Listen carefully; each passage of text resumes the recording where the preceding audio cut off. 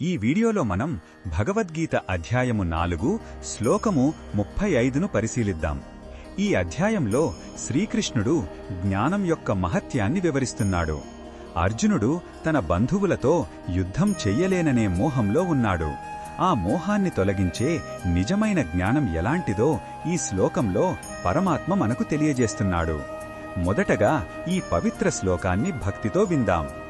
యజ్ఞాత్వాన పునర్మోహమేవం యాస్యసి పాండవా ఏన భూతాన్యశేషేణ ద్రక్ష్యస్యాత్మన్యథోమయీ.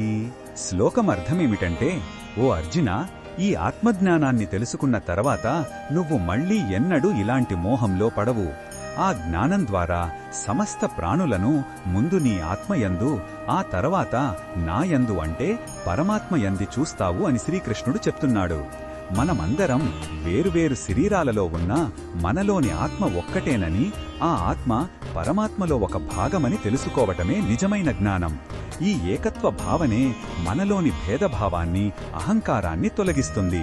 ఈ శ్లోకంలో ఉన్న భావం మనకు ఏమి చెప్తుందంటే, అజ్ఞానమనేది మనల్ని వేరుగా, ఒంటరిగా భావించేలా చేస్తుంది.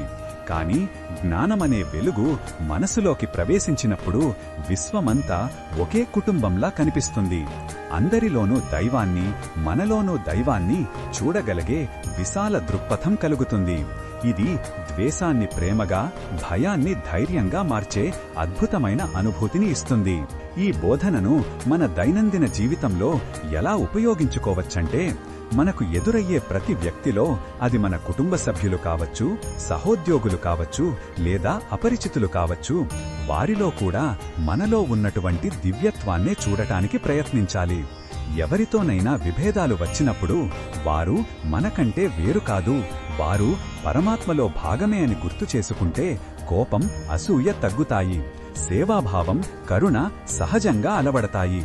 మరిన్ని భగవద్గీత శ్లోకాల అర్థాన్ని తెలుసుకోవాలంటే మా తదుపరి వీడియోలను తప్పకుండా చూడండి.